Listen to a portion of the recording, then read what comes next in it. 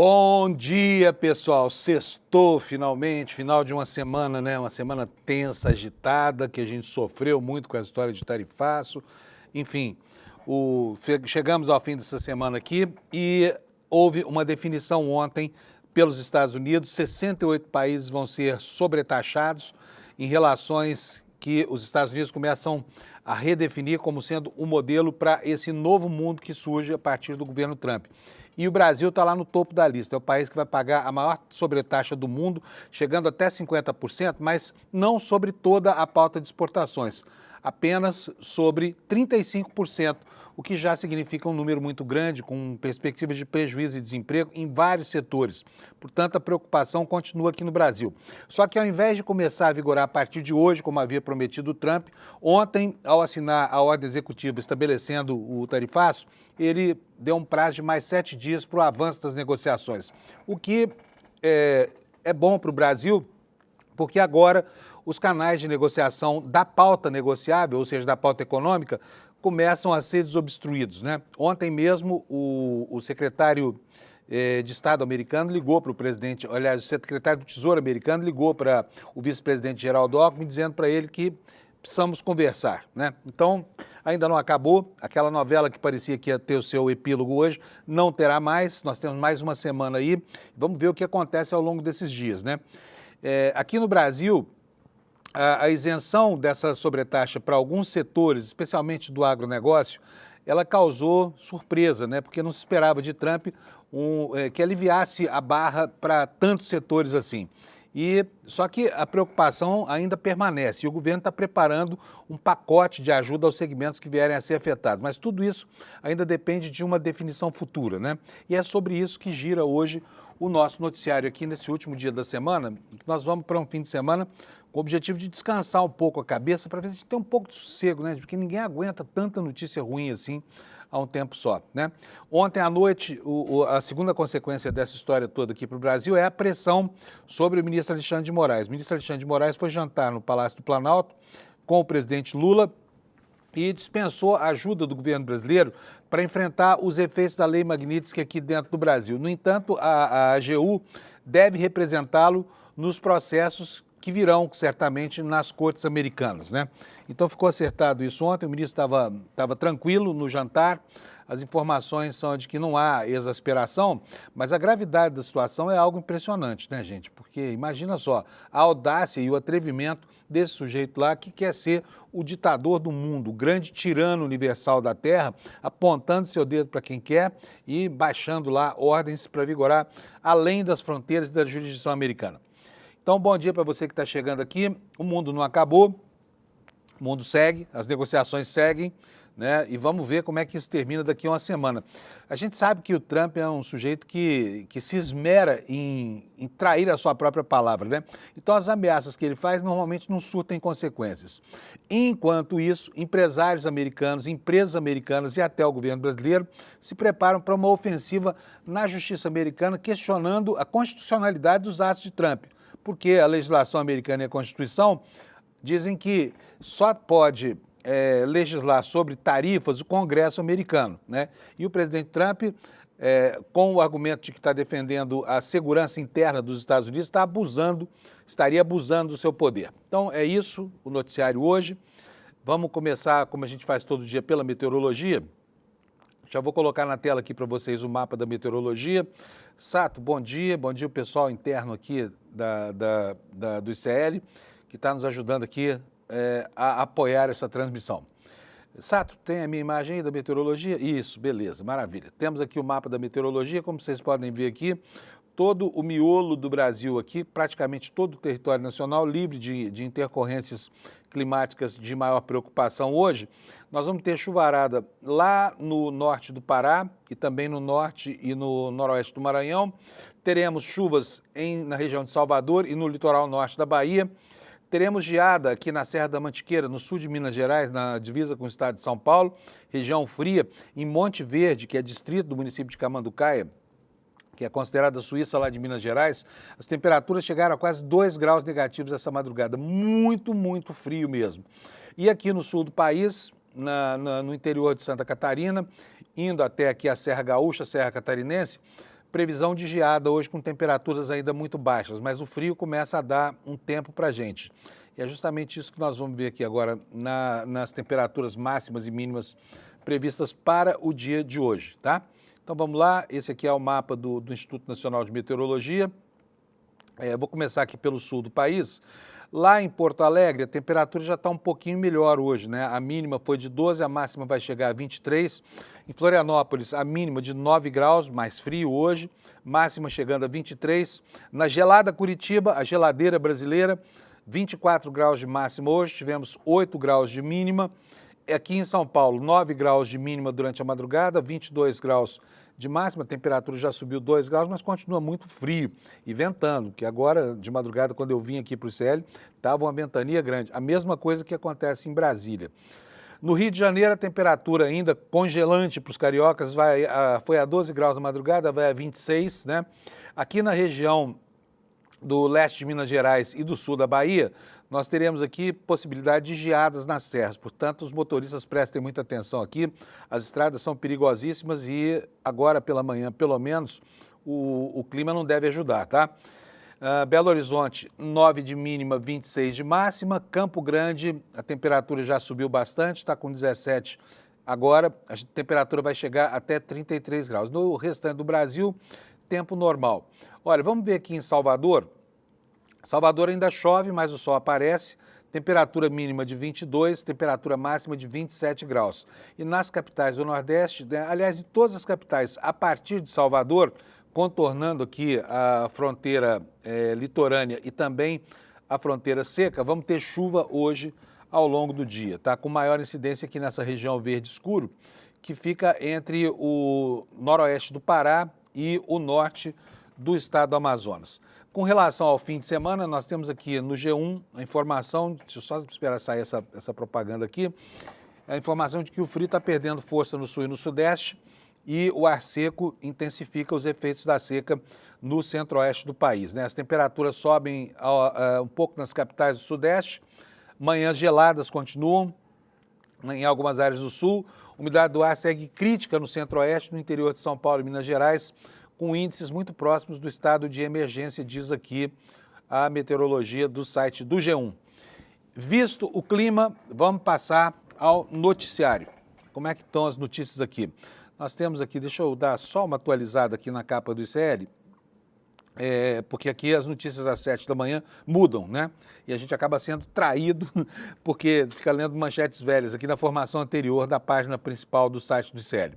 O site do ICL fica em iclnoticias.com.br e é um excelente local para você atualizar as suas informações sobre tudo que importa no Brasil.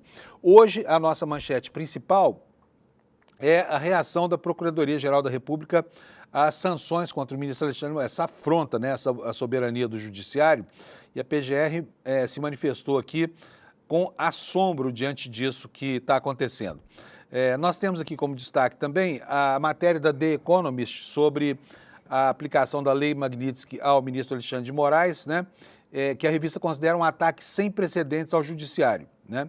E o próprio apoiador da Lei Magnitsky, como eu disse ontem aqui, aliás, dizendo ao mundo que a lei não foi feita para isso que o Trump está utilizando agora, que está havendo uma aberração no uso de uma lei que deveria ser utilizada para caçar ditadores sanguinários, terríveis, assassinos, enfim, gente perigosa do mundo e que efetivamente atenta contra o Estado democrático, né, no planeta.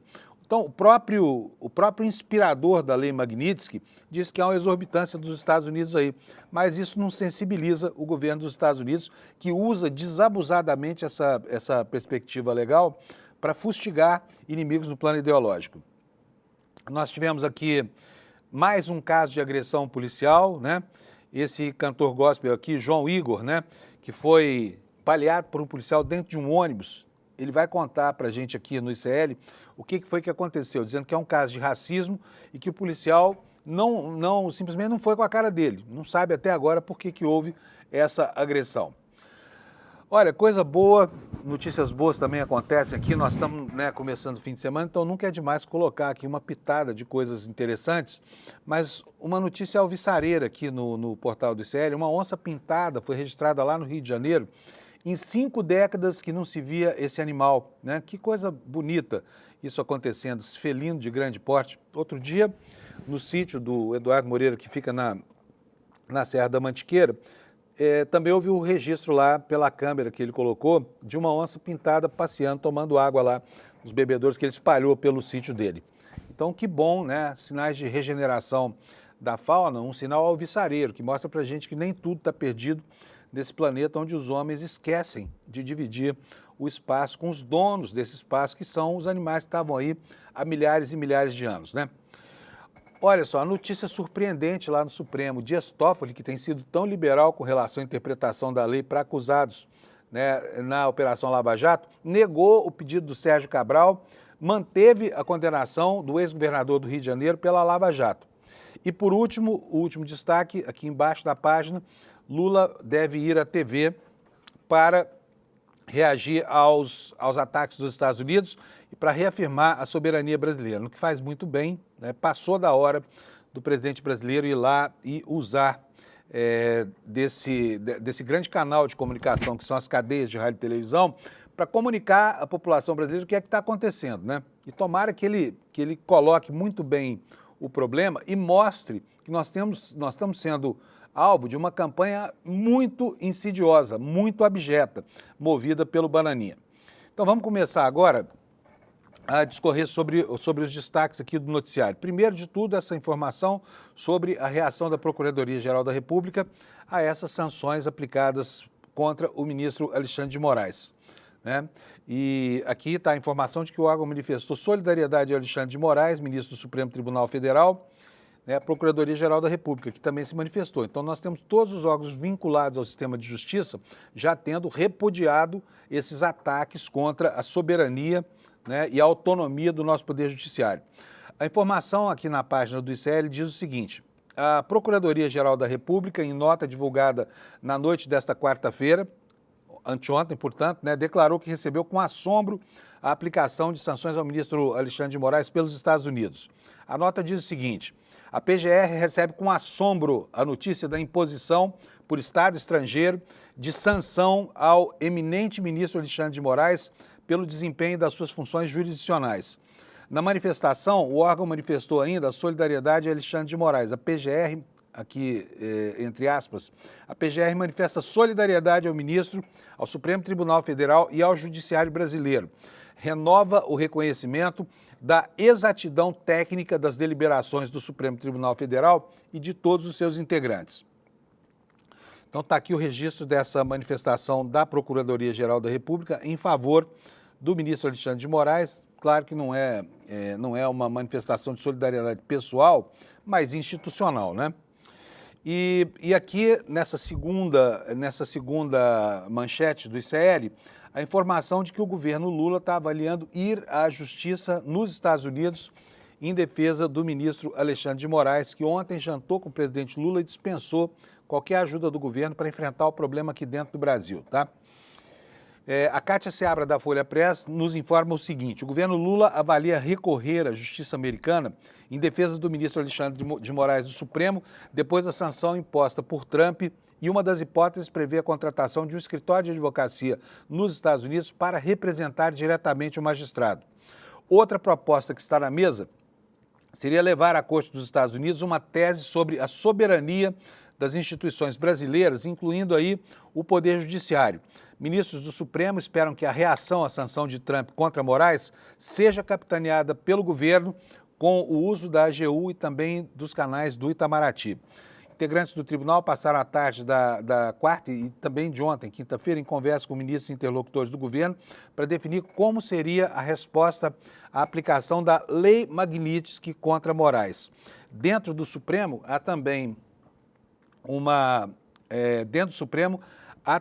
uma avaliação de que é necessário sim responder a essa afronta da Lei Magnitsky, que um dos caminhos possíveis para questionar a decisão de Trump seria por meio de uma ação da AGU lá na Justiça Americana.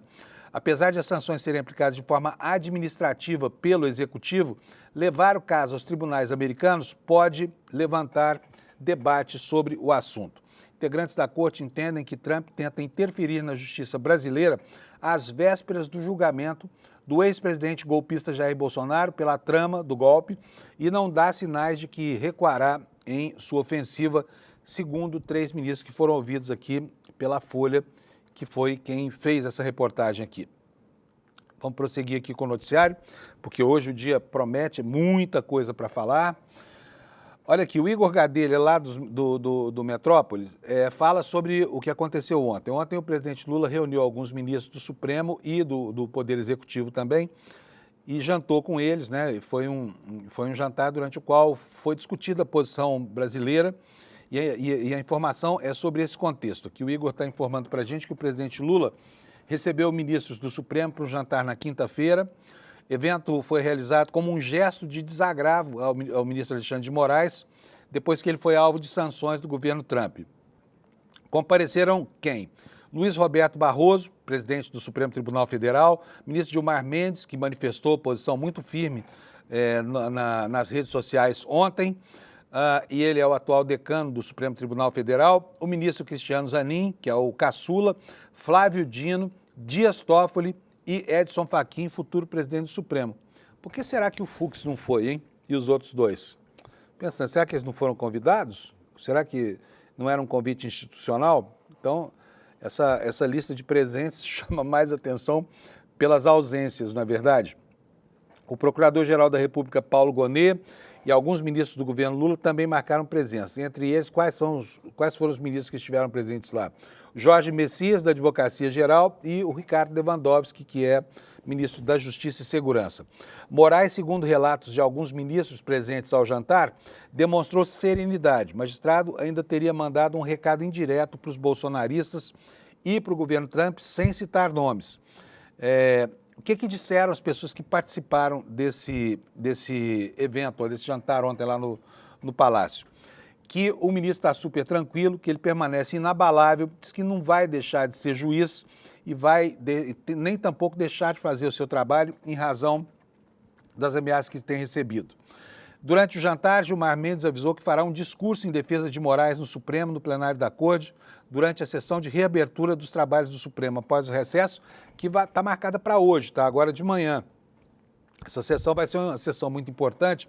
Ela seria uma sessão protocolar, mas os ministros resolveram que não, que eles vão sim se manifestar, portanto será um evento político de grande importância, de grande relevância, né? Aqui o Igor nos conta o que foi servido no jantar. Vamos ver o que foi? Além de muita conversa sobre as medidas do Trump, o jantar promovido por Lula teve como cardápio carne de cordeiro. O evento começou por volta das 19 e acabou pouco depois das 22 horas, né? E a Folha de São Paulo nos informa aqui que o ministro Alexandre de Moraes dispensou a atuação do governo em defesa nos Estados Unidos, né? Matéria da Cátia Seabra e do César Feitosa, que eu passo a ler para vocês. O ministro Alexandre de Moraes descarta por hora uma ação em defesa dele em território americano. Por determinação do presidente Lula e por sugestão de ministros do Supremo Tribunal, a Advocacia Geral da União iria ou vai representar o ministro Alexandre de Moraes diante da Justiça dos Estados Unidos para questionar as sanções financeiras impostas pelo presidente Donald Trump. O uso da estrutura da AGU em favor de Moraes tinha sido sacramentado após um encontro fora da agenda de Lula com o ministro do Supremo na noite da quarta-feira. Moraes disse, no entanto, que dispensaria, por enquanto, a oferta. Durante o jantar na noite desta quinta-feira no Palácio da Alvorada, afirmou que não pretende estabelecer nenhum tipo de relação com os Estados Unidos. Não está descartada, no entanto, uma atuação da AGU em seu favor lá fora, né, em âmbito internacional. Mostrando-se tranquilo, segundo relatos dos participantes do jantar, Moraes também minimizou a possibilidade de sofrer sanções impostas pelo governo americano em território brasileiro. O magistrado disse ainda que não deixará de exercer o seu trabalho em função das ameaças. Mas fica sempre aqui a pergunta, tira para mim, porque eu vou tentar encontrar aqui no X uma manifestação do Deltan Dallagnol. Você se lembra do Deltan Dallagnol? O Deltan Dallagnol é aquele procurador desonesto, né? E já foi punido várias vezes pelos seus próprios colegas.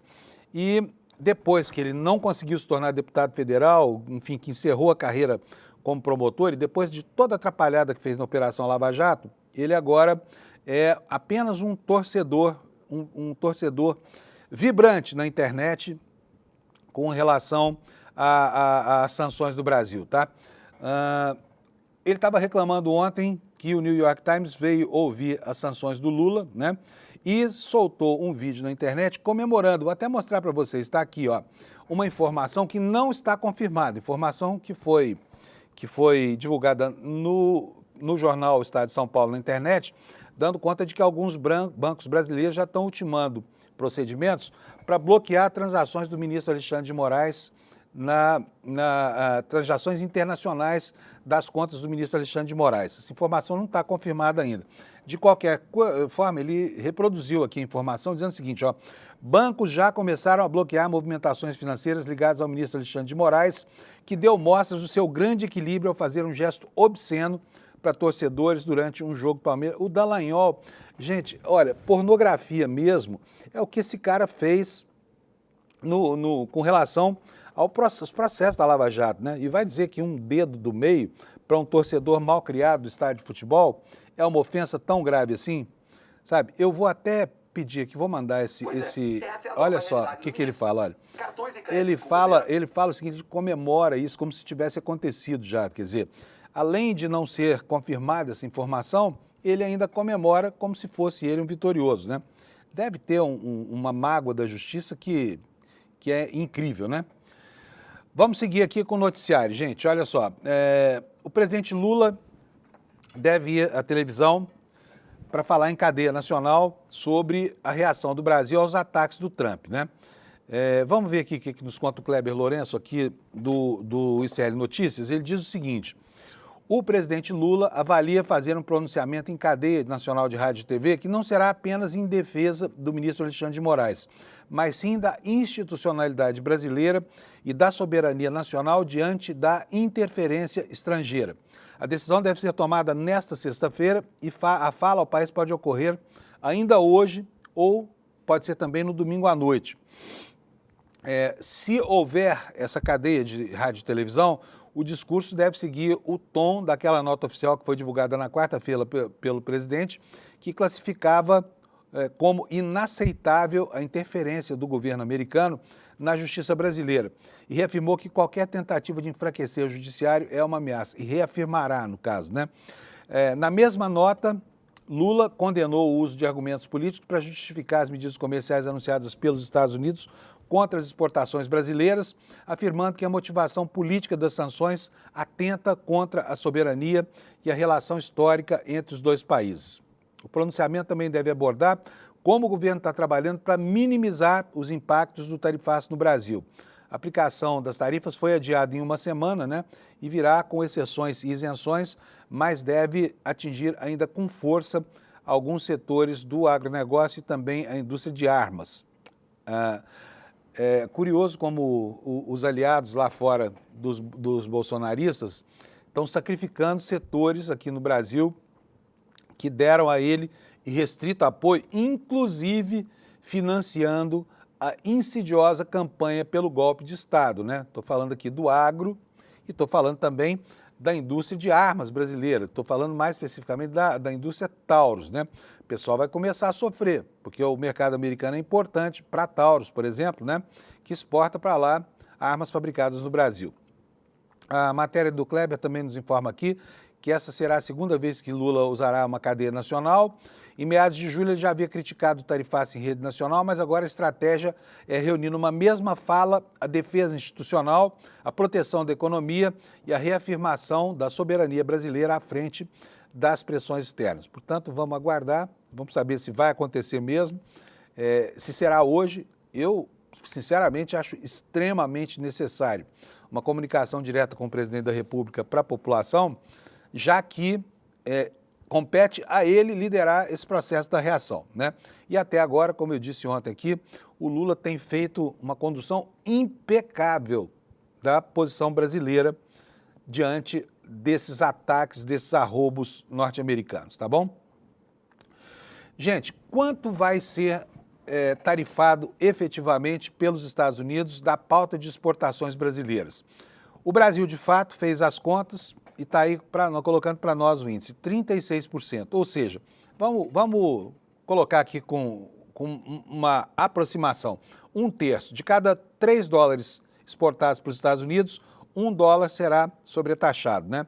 E, infelizmente, esse setor vai ficar em uma condição de competitividade muito prejudicada lá em relação a outros concorrentes que sofrem tarifas menores, né?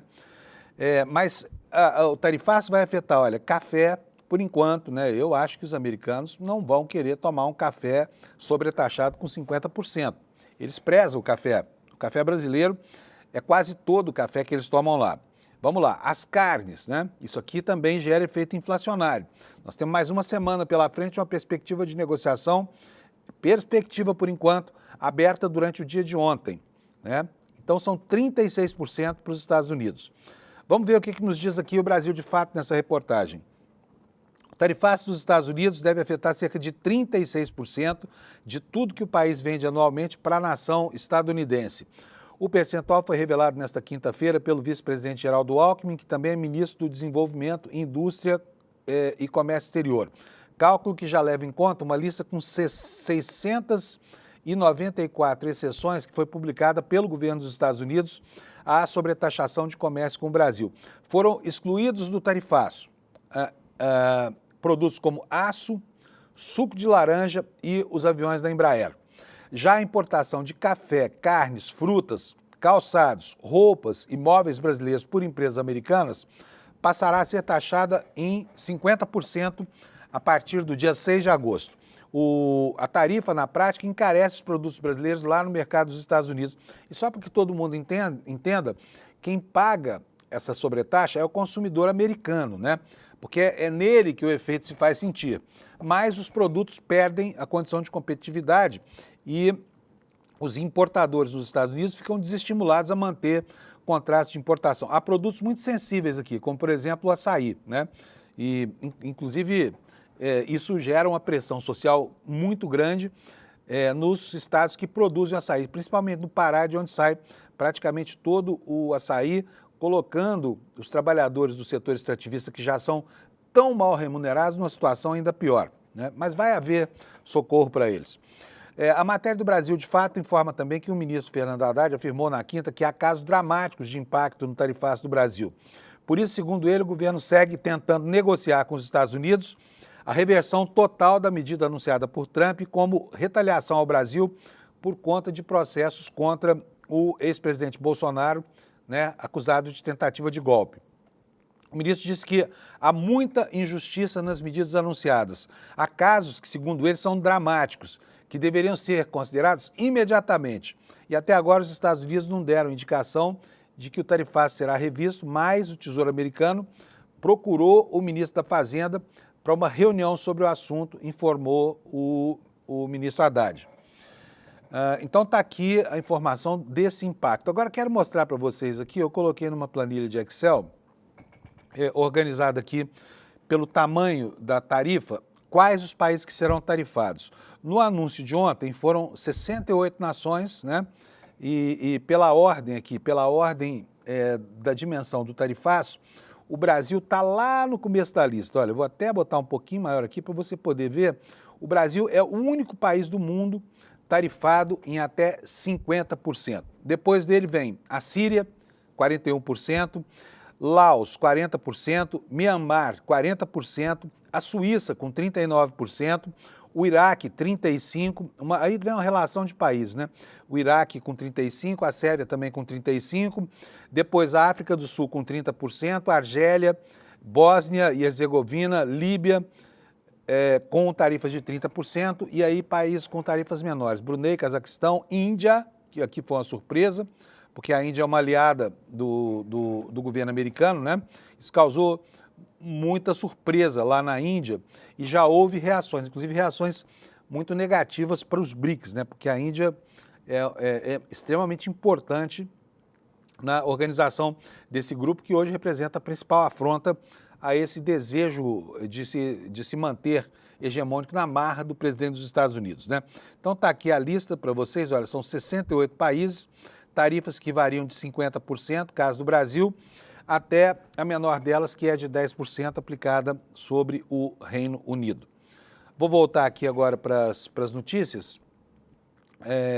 Aqui vamos detalhar um pouquinho essa informação de que o Tesouro Americano procurou o ministro Haddad para abrir uma rodada de negociações. A informação está entre outros sites do Brasil de fato, né? E vamos ver aqui o que diz isso. Olha, a Secretaria do Tesouro dos Estados Unidos procurou finalmente o ministro da Fazenda para marcar uma agenda para debater o tarifaço imposto pelo governo Trump contra parte das exportações brasileiras. Ainda não há data prevista para essa reunião, mas ela deve ocorrer logo, né? Senão não adianta nada. O último encontro entre o ministro da Fazenda, ou técnicos da Fazenda e da Secretaria do Tesouro dos Estados Unidos, ou com o secretário Scott Bessent, foi em maio, antes do anúncio dessa tarifa de 50%. A assessoria do secretário Bessent fez contato conosco na quarta-feira 30 e, finalmente, vai agendar uma segunda conversa. A primeira, disse o ministro, como eu já havia adiantado, foi em maio na Califórnia. Haverá uma segunda rodada de negociações. Vamos levar às autoridades americanas o nosso ponto de vista, disse nesta quinta-feira o ministro Fernando Haddad. Ele destacou também que esse é apenas o ponto de partida de negociações que deveriam estar acontecendo, mas foram embargadas porque o governo americano fechou todos os canais, né? O que mais disse o ministro? Disse o seguinte: nós estamos em um ponto de partida mais favorável do que se imaginava, mas longe ainda do ponto de chegada. Há muita injustiça nas medidas que foram anunciadas ontem. E aqui a matéria explica que cerca de 700 produtos ficaram fora da lista do tarifaço, de 50%, e segundo estimativas, 43% dos valores exportados para os Estados Unidos ficaram de fora. Na verdade, é mais do que isso, né? É mais do que isso, é quase 70%. Bom, vamos tocar aqui, vamos seguir, porque tem muitas e muitas informações para hoje. Está aqui a informação do Valor Econômico, né, sobre essa relação que eu dei, então não vou me deter sobre isso aqui, porque nós já conhecemos aqui a lista, principalmente os mais afetados, né, entre eles o Brasil, que lidera isso tudo, tá? E o que vai acontecer agora com relação à posição brasileira?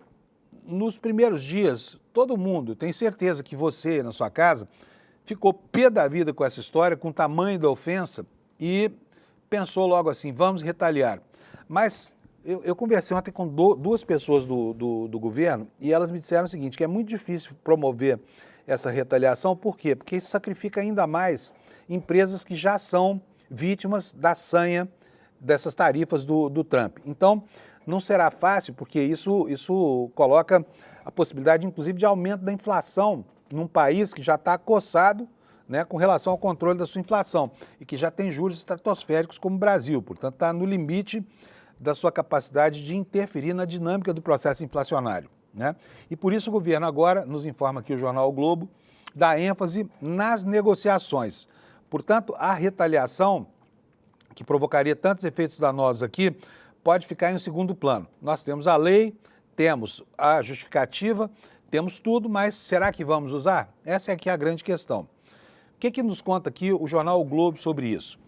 Após o recuo parcial dos Estados Unidos no tarifaço ao Brasil, o Palácio do Planalto quer insistir na negociação com o governo Donald Trump. Embora medidas de retaliação não estejam completamente descartadas, são tratadas em segundo plano, uma vez que a expectativa é de conseguir avançar em melhores condições para setores afetados por essa sobretaxa americana. Na tarde de anteontem, de quarta-feira, Trump assinou uma ordem executiva determinando a aplicação da tarifa de 50%.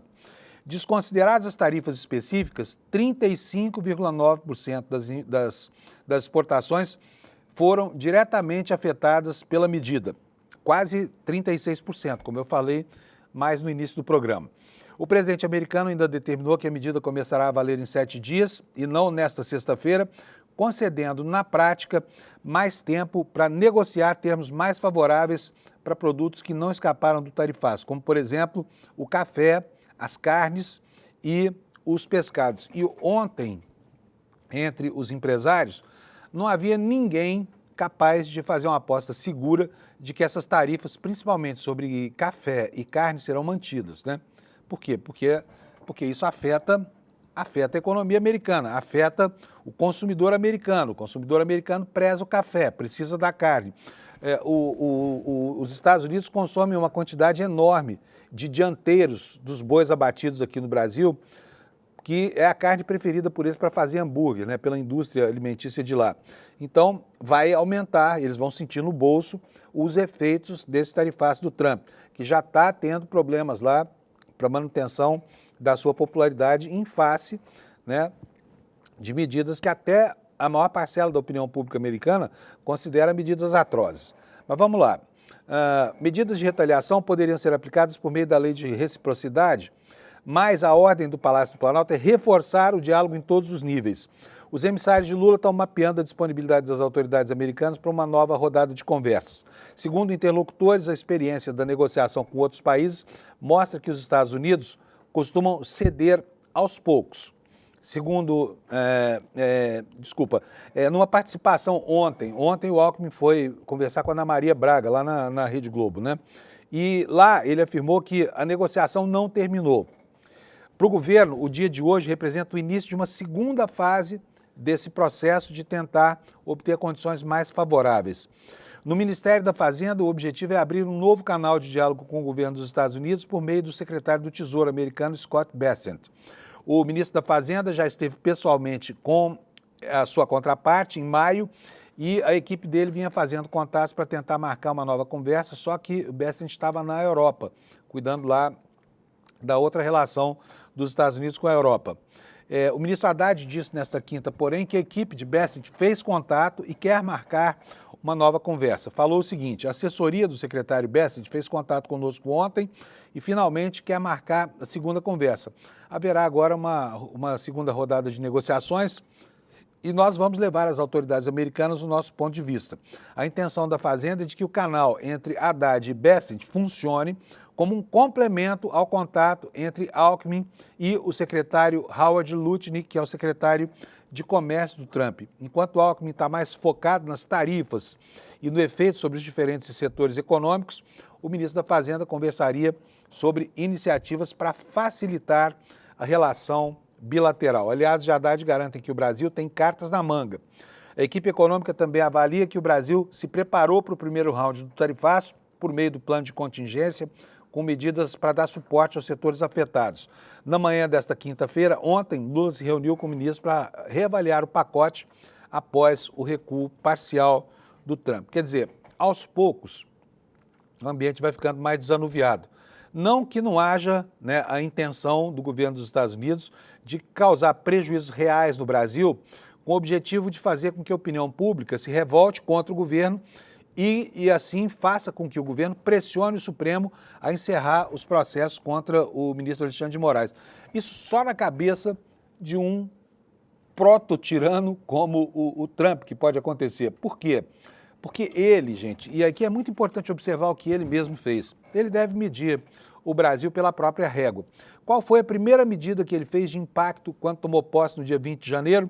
Foi justamente anistiar os bagrinhos que ele usou no 6 de janeiro de 2022, quando houve um episódio muito parecido no Capitólio com aquilo que houve aqui no Brasil, que haveria no Brasil 1 ano e 2 dias depois, na Esplanada dos Ministérios, quando aquela turba teleguiada pelo bolsonarismo foi lá e quebrou tudo. Nos Estados Unidos nós tivemos 5 mortes, né? Enfim, houve 1.500 condenações e o Trump assinou um decreto indultando todos esses patriotários americanos, inclusive criminosos notórios, que ficaram livres da cadeia em virtude de outros crimes que haviam cometido. Então, essa cabeça do Trump parece estar orientando essa história toda. Ele certamente pensa que o Lula tem os poderes que ele tem e tem, né, a moral do Trump. Ele acha que todos são iguais a ele. Felizmente não são. Vamos tocar aqui o barquinho. Como é que vai ficar o socorro para as empresas atingidas pelo tarifaço? O governo vai acolher essas empresas. É algo muito parecido com aquilo que aconteceu durante a pandemia, né? Porque também aqui há uma situação de emergência nacional para evitar, inclusive, um efeito cascata decorrente das dificuldades setoriais que essas tarifas certamente trarão. A matéria do jornal O Globo nos conta que o socorro do governo a empresas atingidas pelo tarifaço deve incluir um benefício atrelado ao salário mínimo. Como é que vai ser isso? O jornal nos conta que, para preservar os empregos nos setores mais afetados pelo tarifaço, o governo federal avalia replicar o modelo adotado no socorro ao Rio Grande do Sul, depois das enchentes do ano passado. A ideia é ampliar o apoio financeiro, RS, Programa Emergencial, que concedeu 2 parcelas de um benefício no valor de um salário mínimo aos trabalhadores das empresas prejudicadas, e assim o empregador complementaria o restante do salário do empregado. Isso aliviaria, né, a folha de pagamento das empresas. Esse auxílio seria pago diretamente ao trabalhador com vínculo formal, inclusive aprendizes e estagiários, assim como pescadores artesanais. Em contrapartida, o empregador precisaria manter o emprego pelo dobro do período de vigência das parcelas, ou seja, por 4 meses. O objetivo da medida é preservar o poder aquisitivo dos trabalhadores, sobretudo dos trabalhadores de mais baixa renda.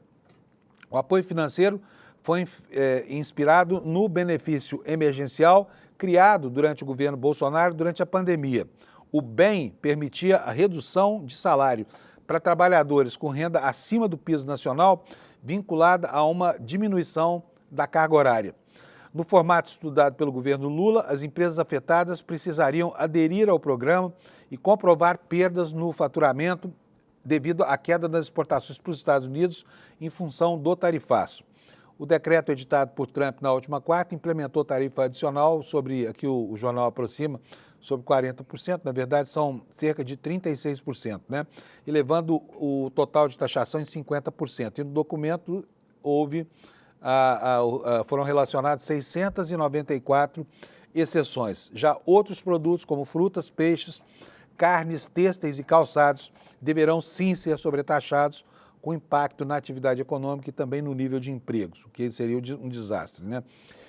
Vamos dar uma olhadinha agora nos jornais do mundo, para que você saiba como é que isso está sendo mostrado para a opinião pública, começando aqui pelo New York Times, que é o maior jornal dos Estados Unidos. A manchete principal é essa que você está vendo: Trump anuncia tarifas abrangentes para grande parte do mundo. Aqui o jornal, na primeira página, publica um mapa, né, com os países atingidos, olha, onde houve acordo, aqui União Europeia, onde as tarifas são uma inovação, como aqui no Brasil, nesses cantos da África e também no Canadá, que recebeu uma admoestação do Trump. O Trump acha que o Canadá não se esforçou o suficiente para reduzir o tráfico de fentanil. E o Canadá refuta essa acusação, dizendo que pelas fronteiras canadenses passou 0,1% de todo o fentanil que entrou nos Estados Unidos, tá? Mas olha, está aqui na manchete: Casa Branca avança com plano para intensificar a guerra comercial. Tarifas pesadas sobre dezenas de países devem entrar em vigor no dia 7 de agosto, quando o presidente Trump caracteriza a sua versão de reformular o comércio global. É o principal destaque do New York Times. Olha, aqui vem as descrições das situações locais, né? Trump dá um adiamento ao México, mas critica o Canadá e impõe uma tarifa mais alta. E aqui, olha, ainda na primeira capa da publicação, uma matéria sobre o que acontece em relação às tarifas impostas ao Brasil. E é nisso aqui que eu vou me fixar para mostrar para vocês. Vamos lá. O que diz a reportagem? Olha, Trump anuncia novas tarifas abrangentes em grande parte do mundo. Cadê? Será que essa reportagem aqui é essa aqui, ó? Esta aqui. Eu não vou ler aquela outra porque nós já sabemos do que ela prevê. Nós já vimos aqui no restante do noticiário, mas está aqui a matéria do New York Times sobre a situação brasileira, matéria de capa. Tarifas de 50%, tudo que você precisa saber sobre as tarifas de 50% de Trump sobre o Brasil. Logo no intertítulo, o New York Times destaca que a maior economia latino-americana pode suportar o choque por uma tarifa mais alta, mas os apreciadores de café americanos e os pecuaristas brasileiros sentirão o impacto desse tarifaço. Uma foto de um depósito de café lá no Espírito Santo, né? E aqui o texto da repórter Ana Ionova, que é a correspondente aqui no Brasil. O que nos conta a Ana Ionova no New York Times de hoje? As tarifas de 50% que o presidente Trump impôs ao Brasil esta semana estão entre as mais altas que ele aplicou a qualquer país neste ano, enquanto reformula o sistema de comércio global. Mas os Estados Unidos, na verdade, ressalta aqui a repórter, tem superávit comercial com o Brasil há mais de uma década. Em vez disso, o senhor Trump está mirando o Brasil principalmente por razões políticas. O processo contra Jair Bolsonaro, seu aliado, que é acusado de planejar um golpe de Estado após perder a última eleição presidencial. Trump chamou o caso de caça às bruxas Ele também tem como alvo um juiz do Supremo Tribunal Federal Brasileiro que, segundo ele, está censurando injustamente vozes conservadoras online. No entanto, as tarifas foram suavizadas por centenas de exceções, incluindo algumas das exportações mais importantes do Brasil para o mercado americano, o que pode tornar o seu efeito sobre a economia brasileira menos severo. Ainda assim, diz a reportagem, os impostos afetarão bilhões de dólares em mercadorias e, se permanecerem em vigor, causarão sofrimento a ambas as nações. A reportagem do New York Times também diz que as taxas são menos terríveis do que o esperado, porque o anúncio foi um anúncio para provocar calafrios em todo mundo, foi um anúncio terrorista, né? E aí veio depois, né, apesar dos canais fechados para negociação, uma revisão motivada por discussões internas lá do governo Trump. E o que a reportagem do Times nos diz aqui? Olha, o Brasil e os Estados Unidos comercializam principalmente produtos energéticos, ferro e aço, aeronaves e máquinas. O Brasil também vende commodities como café, carne bovina, suco de laranja e especiarias no mercado americano. Muitos produtos brasileiros chegam como materiais semi-acabados que são necessários para a fabricação de produtos por empresas americanas. E algumas dessas exportações brasileiras, como o aço, já estavam sujeitos a tarifas impostas pelo governo Trump desde o início do ano. Uma longa lista de outros, incluindo suco de laranja e aeronaves comerciais, acabou sendo isentada das novas tarifas de 50%. E aqui o jornal começa a reproduzir a opinião de líderes empresariais brasileiros e de acadêmicos que estudam a economia, né? E fala o seguinte, olha, entre aspas aqui, declaração do professor Paulo Feldman, da Universidade de São Paulo. Na verdade, não foi tão ruim quanto temíamos. Nos deu até uma sensação de alívio, disse o professor Feldman. E a reportagem ressalta que o Brasil precisa decidir se aplica suas próprias tarifas retaliatórias aos Estados Unidos, que são o segundo maior parceiro comercial, logo atrás da China. E, por enquanto, o país parece estar adotando uma postura menos conflituosa. O presidente Lula deixou claro que o Trump não pode interferir em assuntos internos do seu país, mas disse que o Brasil permanece aberto a negociações comerciais, nos conta aqui o jornal The New York Times. E como é que está a acolhida desse tipo de coisa pela população brasileira? O Brasil, de fato, nos informa que a maioria da população vê Trump errado sobre o caso Bolsonaro e nega perseguição ao ex-presidente. Uma pesquisa de opinião do Datafolha divulgada ontem aponta que a maioria dos brasileiros acredita que o presidente Donald Trump está errado ao pedir a suspensão do julgamento do ex-presidente Bolsonaro. A maioria também não crê que Bolsonaro seja perseguido pela justiça brasileira, como alega Donald Trump. O Datafolha perguntou a 2.004 pessoas de 130 cidades, entre os dias 29 e 30 de julho, se Trump está certo ao pedir que a justiça pare o julgamento do Bolsonaro. Para 57% ele está errado, para 36% está certo e 7% não souberam responder. Agora, fico aqui pensando em que mundo habitam esses 36%. E é muita gente, hein? Sabe, 36% da opinião pública brasileira corresponde a mais de 70 milhões de pessoas, mais de 70 milhões de pessoas. E como é que será a lente ideológica dessa gente? Como é que eles enxergam? Como é que eles formam na retina política a imagem ideológica do Bolsonaro, né? É incompreensível que hoje alguém que tem um mínimo de informação e discernimento apoie esse tipo de medida, essa chantagem que o Trump está fazendo. E não é falta de informação, tá? Porque a informação está disponível aí, inclusive na internet, na batalha das redes, a direita brasileira tem perdido de goleada. A direita brasileira está se esfalfando lá com relação ao suporte que tem que dar à tese defendida pelo Bolsonaro, que é uma tese muito indigesta. O PL chegou a expulsar um deputado só porque disse que o Trump tinha que se meter lá com as coisas dos Estados Unidos, tá? Olha aqui, tem mais uma informação ainda sobre o levantamento do Datafolha. 89% dos brasileiros e 89% é muita gente, é todo mundo praticamente. Então, todo mundo no Brasil considera que o tarifaço do Trump vai prejudicar a economia. A pesquisa do Instituto Datafolha, também divulgada ontem, mostra que 89% dos brasileiros concordam que o tarifaço vai prejudicar a economia. A maioria, 2/3, 66%, considera que essa medida prejudica muito e 23% acham que vai prejudicar um pouco. Apenas 7% dizem que não vai haver prejuízo e 4% não souberam opinar. Então aqui fica mais difícil ainda de entender como é que 36% dos entrevistados acham que o Trump está certo, sabe? Gente que acha que prejudicando a si mesmo, o governo dos Estados Unidos, prejudicando a si mesmo, eu digo, do ponto de vista do entrevistado pelo Datafolha, o governo americano ainda assim tem razão, né? É coisa de masoquista, só pode ser. A repercussão política. A Mônica Bergamo, na Folha de São Paulo, informa para nós que o líder do PT na Câmara quer criar um crime tipificado como de alta traição à pátria, inspirado na atuação do Bananinha. Tá? O que nos diz aqui a Mônica Bergamo? O líder do PT na Câmara, Lindbergh Farias, vai protocolar nesta sexta-feira um projeto de lei para inserir no Código Penal brasileiro um novo crime, o de alta traição à pátria. O deputado Lindbergh Farias afirmou que teve a ideia de fazer a proposta, aliás, ao buscar instrumentos jurídicos que pudessem responsabilizar Eduardo Bolsonaro por sua suposta articulação. A Folha é tão cuidadosa, que suposta articulação?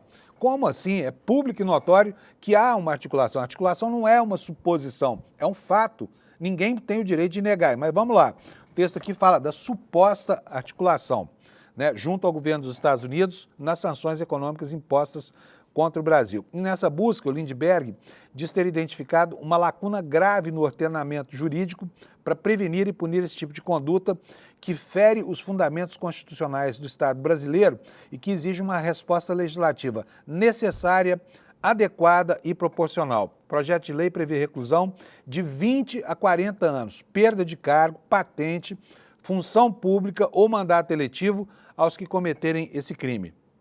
O projeto de lei lista como infração que pode ser enquadrado na lei condutas como a articulação de sanções estrangeiras contra o Brasil, fornecimento de informações sensíveis a governos hostis, o estímulo a intervenções militares externas ou a atuação como agente informal de potência estrangeira com o fim de enfraquecer ou de subordinar o país. Embora o deputado já tenha tomado outras medidas contra Eduardo Bolsonaro, no Supremo Tribunal Federal, na PGR, ele afirma que a prática de alta traição à pátria vai além dos tipos penais já existentes. Representa um ataque direto à soberania nacional e à integridade do nosso território e do povo brasileiro.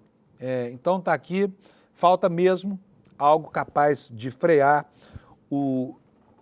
a insidiosa campanha do Eduardo Bolsonaro e dos bolsonaristas, tá?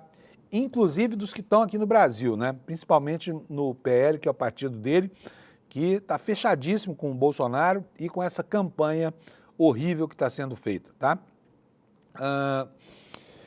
Ao mesmo tempo, nós temos que observar aqui que há efeitos positivos para o presidente Lula, né? O Bolsonaro e o Bananinha ofereceram um argumento para furar a bolha da polarização no Brasil. É o que está acontecendo agora. Basta entrar no Twitter, né, no X, ou no Instagram, para ver ali as manifestações de indignação das pessoas. E hoje o debate político acontece, sim, no ambiente das redes sociais, né? E essa indignação tem sido manifestada com bastante eloquência. É muito difícil a gente encontrar entre dezenas e dezenas de comentários negativos sobre Trump, tarifaço, sobre a conexão Bolsonaro com essa história toda, alguém que apoie as atitudes do presidente dos Estados Unidos, tá? Então a surra nas redes é grande. E aí vem esta matéria do Brasil de Fato, que eu vou mostrar para vocês. Olha, em meio a ações contra o tarifaço, a aprovação de Lula cresceu no Brasil e supera já a rejeição, o que é muito bom, né? Lula voltando a ganhar espaço aí, porque tem feito uma defesa impecável da soberania do Brasil, tem se comportado como um líder legítimo, calmo, sereno, tranquilo, porém vigoroso. Vamos ler aqui um trechinho da matéria do Brasil de Fato. Em meio ao enfrentamento às ameaças do presidente dos Estados Unidos, a aprovação ao presidente brasileiro Luiz Inácio Lula da Silva superou a desaprovação pela primeira vez em 2025. É o que indica um levantamento chamado Latam Pulse, iniciativa colaborativa da Atlas, Intel e da Bloomberg, divulgado nesta quinta-feira, ontem. Segundo a pesquisa, 50,2% dos brasileiros aprovam a atuação de Lula e 49,7% desaprovam. A última vez que a aprovação superou a desaprovação na pesquisa Latam Pulse havia sido em outubro de 2024. O resultado segue uma tendência de crescimento na aprovação observado entre maio, junho e o começo de julho, quando então o Trump começou a ameaçar com essas tarifas de 50%, que agora estão se aproximando de virar realidade. E nesse sentido, a imagem de Lula é positiva para 51% dos brasileiros, mas ainda é negativa para 48%. Seguindo essa melhora, as avaliações negativas do governo Lula diminuíram 3 pontos percentuais e as avaliações positivas cresceram 5%. Quer dizer, é um gap de 8 pontos percentuais num período curto de tempo, né? E apesar disso, as avaliações de ruim e péssimo, que somam 48,2%, ainda superam as avaliações de ótimo ou bom, que somam 46,6%. Está ali pertinho, dentro da margem de erro. Só que há uma tendência de melhora, aponta aqui a matéria do Brasil de Fato. Entre junho e julho, o crescimento da imagem positiva de Lula foi de 4 pontos percentuais, o que não é pouca coisa. Já a imagem do Bolsonaro, né, que vem articulando com o filho a aplicação desse tarifaço, piorou. Dentre as ações de Lula, as mais bem avaliadas são a gratuidade de medicamentos do programa Farmácia Popular, a isenção do imposto de renda para quem ganha até R$5.000, a retirada de garimpeiros das reservas indígenas e ambientais, o acordo do Mercosul com a União Europeia, que aliás segue parado, né? E o Desenrola Brasil, além da retomada do Minha Casa Minha Vida. Entre as ações mal avaliadas estão a comparação das ações de Israel contra os palestinos ao nazismo. A opinião pública, não sei por que, não aceita isso, porque é tão próximo, é tão parecido, é que as pessoas não sabem o que foi a Alemanha da década de 30, né? Num ambiente muito parecido com os Estados Unidos da década de 20, do século 21. A retirada de empresas públicas do programa de privatização, o aumento do imposto sobre operações financeiras e a chamada taxa das blusinhas. Portanto, é um passivo que vem sendo atualizado desde sempre, tá? Estamos acabando aqui o tempo do nosso programa. Quero informar para vocês, olha, rapidamente aqui, que lá nos Estados Unidos o Partido Democrata quer trazer para o Congresso americano a votação do problema. Por quê? Porque a legislação americana diz que o Congresso é que tem autonomia para aplicar essas tarifas, né? E rapidamente aqui, o líder do Partido Democrata no Senado e mais 3 senadores anunciaram que pretendem contestar a imposição dessas tarifas de 50% sobre o Brasil, porque isso torna a vida dos americanos mais cara e mais difícil, tá bom? Gente, vamos agora para a nossa mensagem aqui. É super importante isso que a gente fala sempre aqui no finalzinho do programa, porque nós estamos falando da base econômica do projeto de jornalismo do ICL, que você já conhece tão bem, já acompanha há muito tempo e já virou uma tradição nas manhãs e nas tardes dos brasileiros por causa da independência do que se fala e do que se faz aqui. Vou dizer uma coisa para vocês, eu tenho 44 anos e uns quebrados de jornalismo. Trabalhei nas maiores redações do país, trabalhei na Globo muitos anos, trabalhei muito mais na TV Bandeirantes, trabalhei em praticamente todas as emissoras de televisão do Brasil. Nunca na minha vida eu estive em um lugar em que o patrão não te manda pensar como ele. Todos os lugares é assim. O dono do meio de comunicação, ao pagar o seu salário, ele acha que compra também a opinião do jornalista, que é também uma compra da dignidade, né?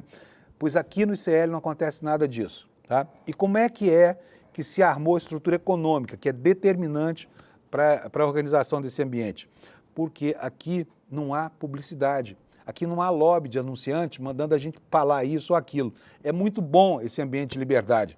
Nunca recebi uma ordem aqui, fale isso, fale aquilo, pense isso. Então, para que você possa nos ajudar a manter esse nível de independência, é muito importante que você preste atenção a essas oportunidades de colaboração entre você e ICL. Compre os nossos produtos aqui, participe de campanhas como essa do ICL Eterno.